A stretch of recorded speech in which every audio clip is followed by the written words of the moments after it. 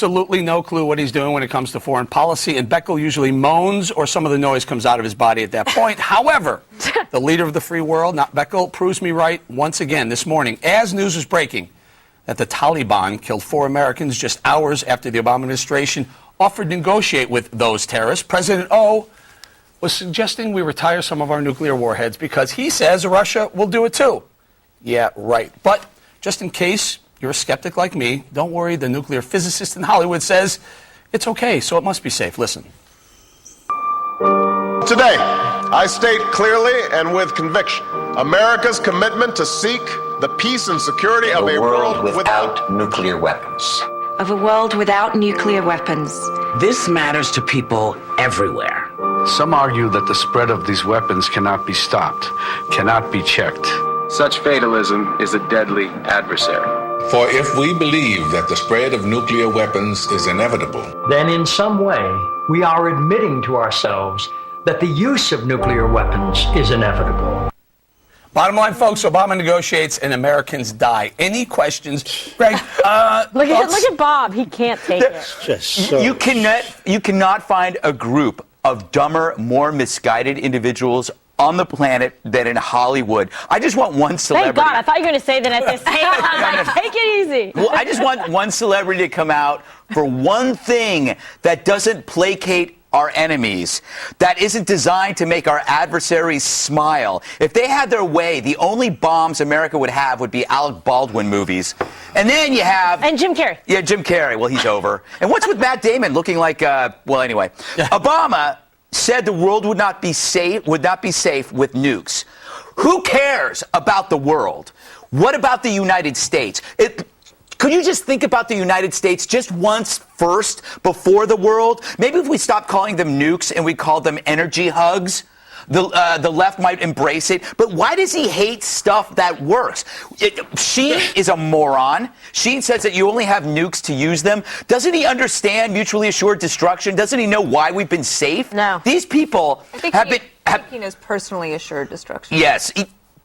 They want to achieve a lefty utopia in this little, bulb of a world where they're not affected by anything that happens. And everything that they think is right is inherently dangerous and awful. Hate them all. Was that a monologue? Sorry about that. No, that was sorry. It was good. I had 6 cups of coffee. So it was good. It was a mini log. But Greg makes a very good point Global Zero is the name of this group, and they're suggesting we reduce all the nuclear warheads in the world. Us being the strongest country, we'll start first, and you guys, you're going to catch up, right? My gosh. No, that's not what he said at all. What he said is under the START agreement, which is currently in effect, both sides have to lower their nuclear arsenal to 1,500. We started in the 1950s and 60s with 10,000 each. Now, he didn't say he was going to unilaterally lower nuclear weapons to 1,000. He said he'd like to start negotiations with the Soviets to get them down to 1,000. And when Greg talks about the world, once these things are launched, the world will be destroyed. It's not a question of whether it will not or not. You cannot launch ballistic missiles at an adversary and not expect retaliation. And when you have retaliation, that's why they're not going to do it. Well, but you have to have them. It's like going into a gunfight with a water pistol. Yeah, but what are you? Stupid. Are you kidding? Do you think somehow there's some utopic? When has it failed? When has mutually assured destruction failed? I can't think of an instance. Right. So that's why we should try something else. And all of a sudden now we're going to start trusting the whole world. And by the way, while we're reducing our nuclear arsenal, Iran, who's going to play along, is increasing theirs. Dana, this or you want to do the next one? I can do either one. Can we do the next one? The Taliban, the Obama administration has decided to negotiate with the Taliban. They announced it within hours. The Taliban killed 4 American servicemen overseas.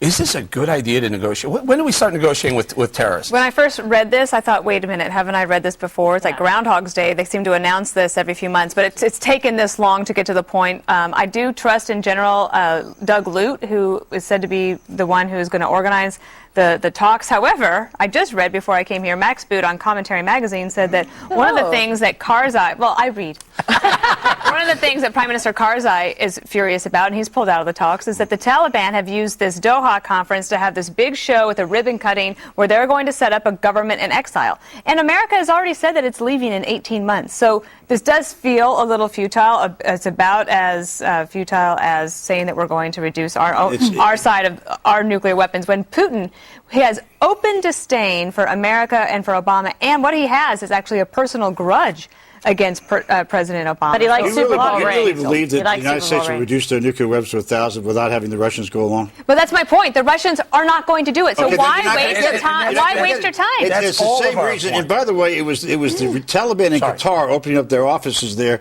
that offered the talks first, and we agreed to do them. Why not talk to them? Go ahead, Kimberly. I'm sorry. Yeah, I'm calling on myself right now. Okay, so if I had to use one word to describe this foreign policy, this administration, it would just be asinine.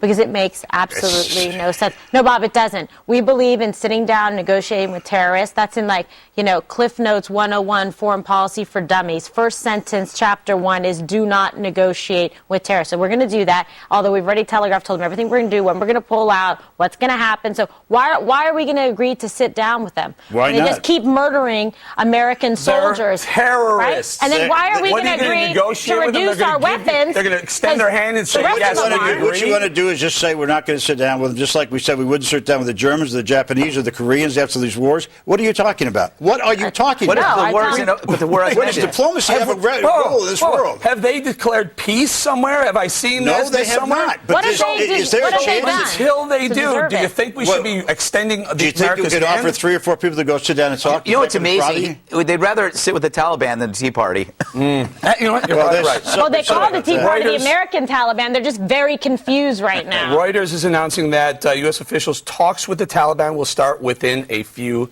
days. Oh, that's And fantastic. congratulations Good job, to whoever guys. worked that out.